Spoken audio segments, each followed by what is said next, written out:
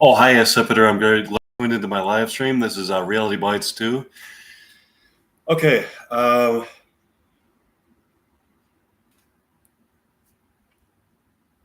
Here we go. Reality Bites 2. Elena sleeps overnight at Mike's condominium. When they wake up in the morning, Mike goes looking for the package, but she seems misplaced. Elena, have you seen the package this morning? No, I haven't. I really thought I said it on the.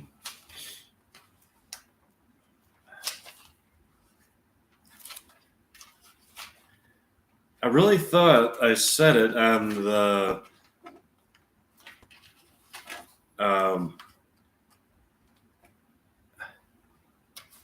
That it was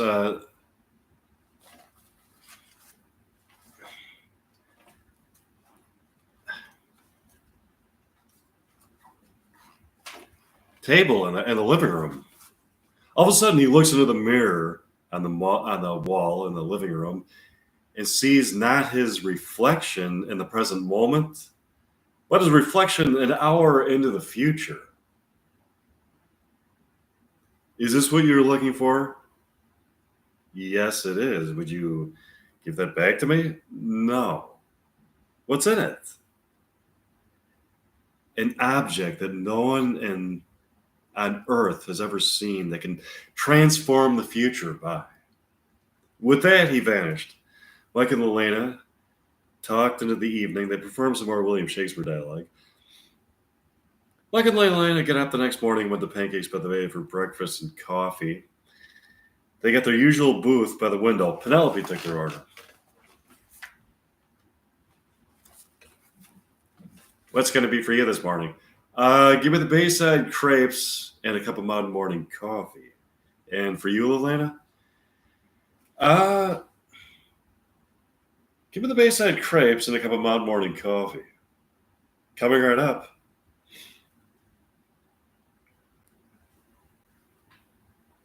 What do you think of the package that could transform the future? I think that the notion of having a package that can transform the future has some serious implications to it. If somebody has a package that can transform the future, just think of the potential tragedies that can be averted. That's true.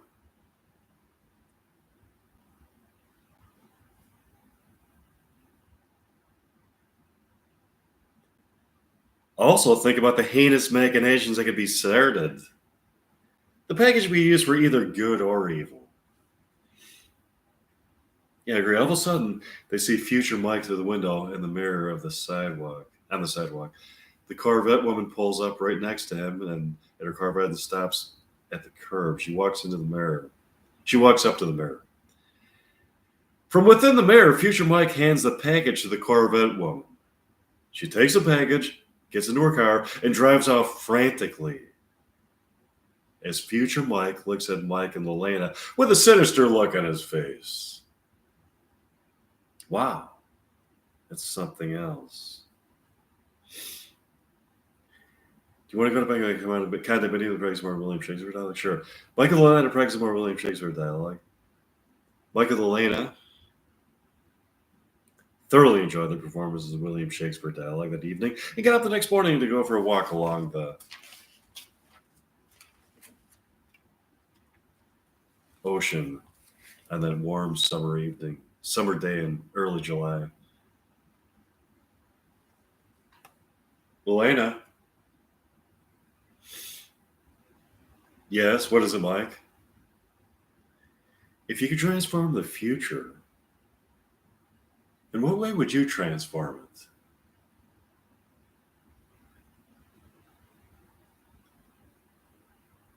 That's something I haven't given a lot of thought to. The future does not yet exist. Only the past and present exists. How can you transform something that does not yet exist? Or does it exist? In the same sense that you could say that the future doesn't exist, you may also say that the past doesn't exist. It doesn't appear that anybody has traveled to the past. If the past did exist as something tangible, you could surmise that you could access it. You might be onto something. The past does exist in images in our minds and artifacts in the tangible world, but if the past itself, but is the past itself something that exists apart from our memories of it? I think that perhaps within a duality of an eternal nowness of being, that there paradoxically exists a past and a future.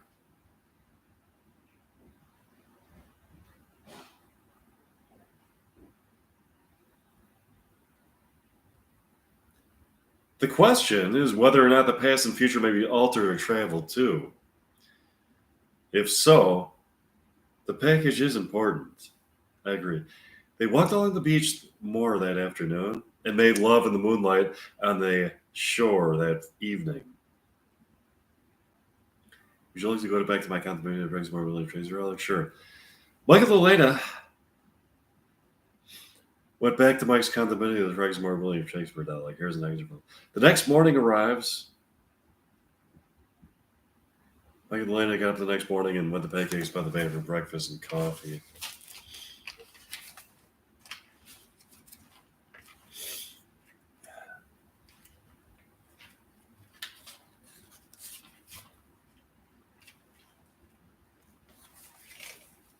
Penelope took their order. How can I help you? Give me the Bayside griddle cakes and a cup of modern morning coffee. And for you, Elena, give me the Bayside griddle cakes and a cup of modern morning coffee. Coming right up. Have you been thinking about the murder lately? No, have you? Not much. It's gone unsolved for many months. Maybe we should be thinking about it. I say we let the detectives solve it. I've been thinking about the American buffalo lately and its spiritual connection to the indigenous people of Texas. Oh, yeah, that. How's that coming along? Wonderfully. I've found that the American buffalo is an iconic figure that not only gets Texans in touch with their inner selves, but also many American people. That's excellent. Oh, here comes Penelope with our order. Here you are. Thanks, Penelope. Look out the window. Do you see that? It's the Corvette woman staring at us from inside her car, wearing square sunglasses, intermittently smiling and frowning.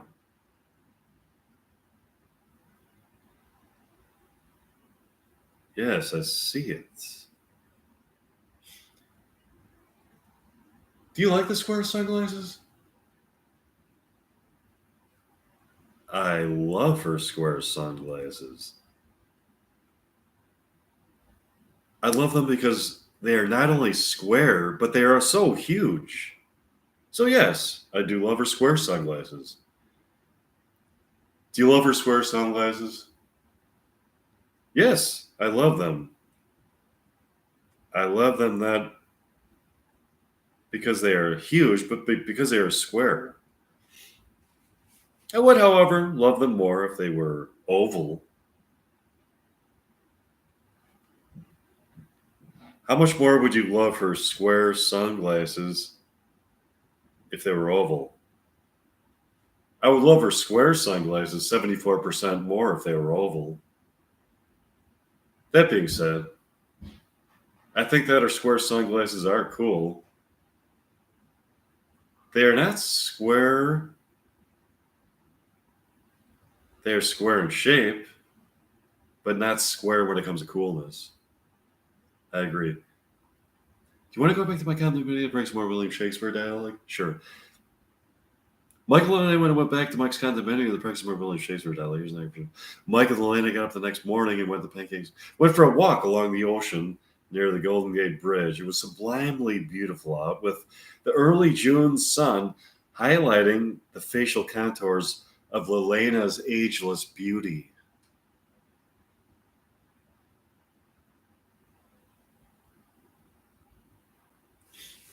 Have you thought any more about the murder? No, have you? As a matter of fact, I have.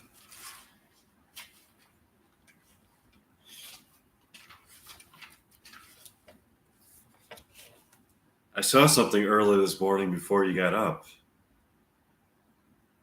You did?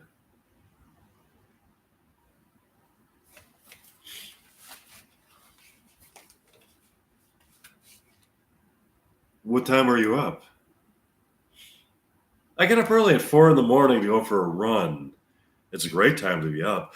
There's not too many people around. It's so serene. That's nice. What did you see? I saw the Corvette woman pull up to the curb at Pancakes by the Bay. A strange looking man walked up to the car, reached into it, and grabbed the package from her. As he ran off, I thought that she reached for a gun. I didn't see the gun because it was too dark. This brought me to the conclusion that maybe people are fighting over the package because it can transform the future. This fight over the package, I surmise, might be a motive for murder. That's a somewhat plausible theory. Thanks. Now I'm trying to figure out why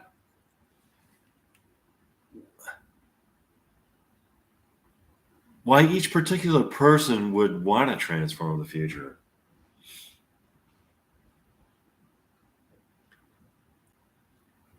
Do you want to go to Pancakes by the Bay? Sure. Michael and Elena went to Pancakes by the Bay for that morning for breakfast and coffee. They got their usual booth by the window. Penelope took their order. How can I help you? Give me the Bayside Griddle cakes and a cup of morning coffee. And for you, Elena? Give me the Bayside Griddle cakes and a cup of morning coffee. Coming right up. Penelope, I have a question for you. Yeah, what is it?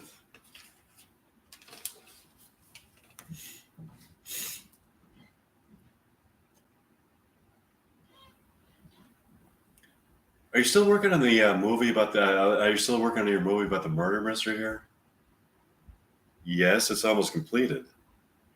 That's interesting. I have a theory about the murder.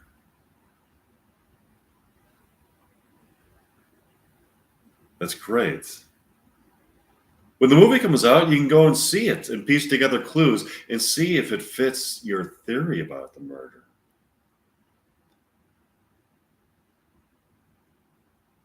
Excellent.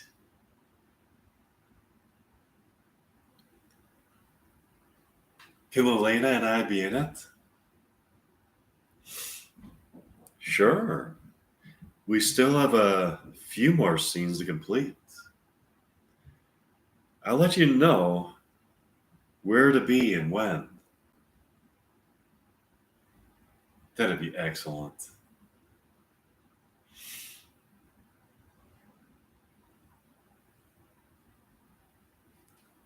I'll see you later, Penelope. Bye. Would you like to go back to my condominium and practice some more William Shakespeare dialogue?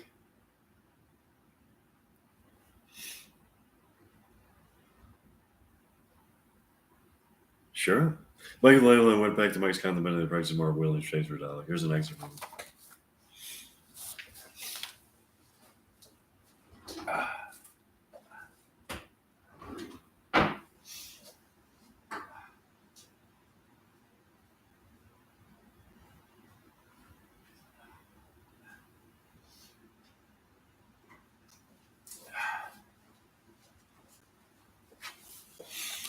Okay, I thought maybe I'd try Hamlet. No, Hamlet.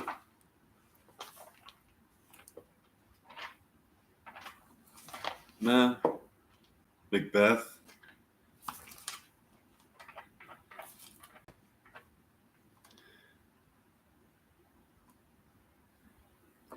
Romeo and Juliet. Scene 2, Capulet's tortured, enter Romeo. He chests his scars and never felt a wound. Enter Juliet above the window. But soft. What light through yonder window breaks? Disease and Juliet is the sun. Arise, fair sun, and kill the envious moon, who is already sick and pale with grief, that thou her maid art more fair than she? Be not her maid, for she is envious. Her vestal lies for is but sick and green, none but fools will wear it. Cast it off, it is my lady was my love. Oh, that she knew she were. She speaks as she says nothing. What of that? Her eye discourses. I'll answer it. I am too bold, 'tis not to me she speaks. Two of the fairest stars in all the heaven having some business there to entreat her eyes of the twinkle in her spheres. What if her eyes were there, they in her head? The brightness of her cheek would shame those stars, as daylight doth a lamp. Would through the airy region stream so bright that birds would sing and think it were not night.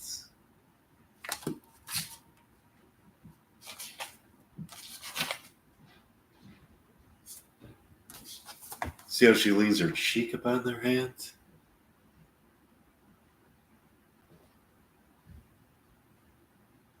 Oh, that it were a glove upon that hand, that I might touch that cheek.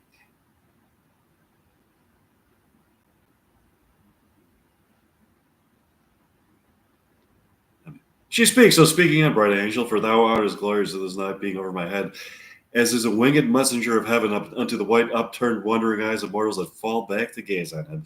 When he bestrides the lazy pacing clouds and sails upon the bosom of the air. Oh, swear not by the moon, the inconstant moon, that monthly changes in her circle orbits, that thy love prove likewise variable. What shall I swear by? Do not swear at all. Or if thou wilt, swear thou by the goddess yourself, which is the God of my eldership, and I'll believe thee. If my heart say love, well, do not swear although I joy in thee. I have no joy in this contract tonight. It is too rash, too unadvised, too sudden, too like the lightning which cease to be. Ere one can say light and sweet good night. This bud of love by summer's ripening breath may prove a beauty as flower when next we meet good night. As sweet repose and rest come my heart. Oh, wilt thou leave me so unsatisfied? What satisfaction canst thou have tonight? The exchange of thy love's faithful vow for mine? I gave thee mine, yet I would the word thee give again.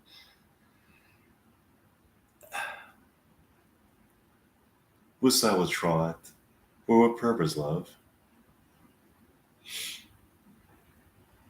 But to be frank and give it thee again, and yet I wish for the thing I have. My bounty is as boundless as the sea.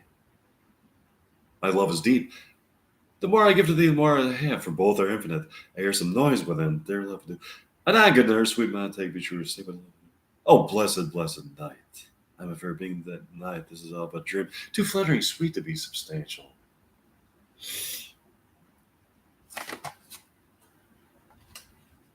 A thousand times good night. A thousand times the worst. To want that light. Love goes towards love, as school from the books. Love was.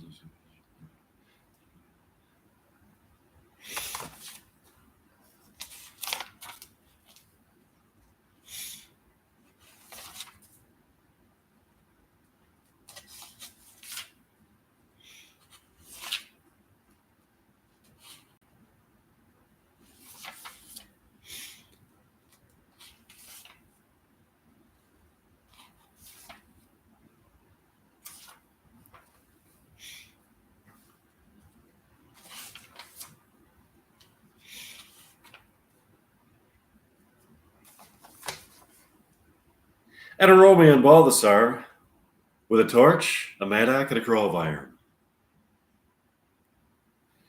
Give me that mattock and the wrenching iron. Old, take this letter. Early in the morning, see thou delivered to my father. Give me the light. Upon thy life I charge thee. Whatever thou hearest or seest, stand all aloof, and do not interrupt me in my course. Why I descend upon this dead, why I descend to this bed of death is partly to behold my lady's face.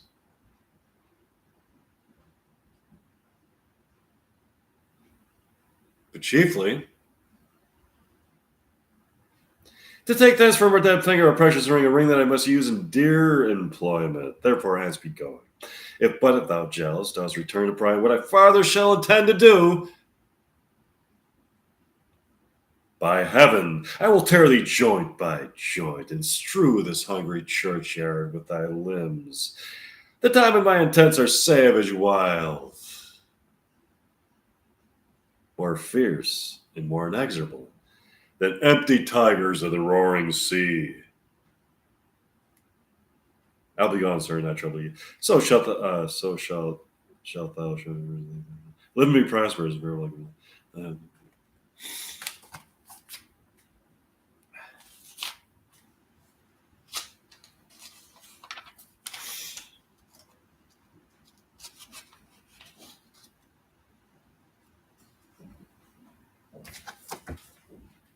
This letter doth make good the friar's words, their course of love, the tidings of her death. And here he writes that he did buy a poison of poor Parthacari, and therewithal came to this vault to die and lie with Juliet. Where be these enemies? Capulet, Montague, see what a scourge is laid upon your hate, that heaven finds means to kill your joys with love. And I, for winking at your discourse, who have less of brains but kinsmen, all approach. Oh, brother Montague, give me the hand. This is my daughter's jointure, for no more can I demand, but I can give thee more. For I will raise her statue in pure gold.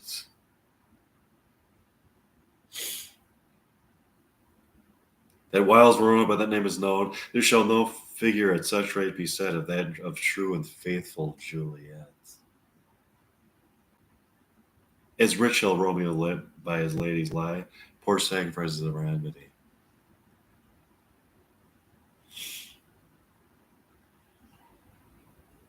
A gloaming peace this morning with it brings. The sun for sorrow will not show her his head. Go hence, I have more talk of these sad things. Some shall be pardoned, and some punished. For never was a story of more woe than this of Juliet and Romeo.